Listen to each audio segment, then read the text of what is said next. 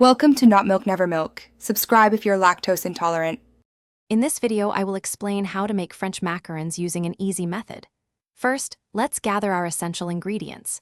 You will need 100 grams of finely ground almond flour, 100 grams of powdered sugar, and 2 large egg whites, ideally aged for a day or two. Also, have 50 grams of granulated sugar ready. Make sure everything is at room temperature for optimal mixing. This preparation is key to achieving those perfect, delicate shells. Next, we create the Italian meringue, which is crucial for stability. In a clean, dry bowl, begin whipping your 2 large egg whites on medium speed until they become foamy.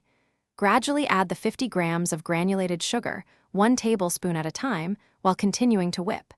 Increase the speed to high and beat until the meringue is stiff, glossy, and holds firm peaks. This process usually takes about 7 to 10 minutes. Now comes the macaronage, the most critical step. Sift together your 100 grams of almond flour and 100 grams of powdered sugar.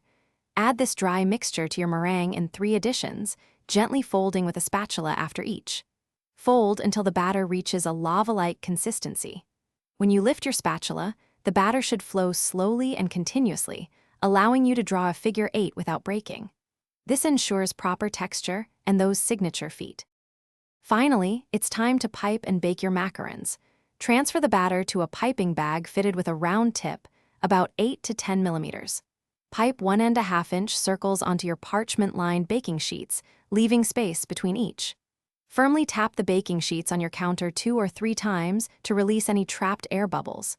Let them rest for 20 to 30 minutes until a skin forms. Bake for 12 to 15 minutes at 150 degrees Celsius. Thanks for watching. If this was helpful, leave a like and consider subscribing. See you next time.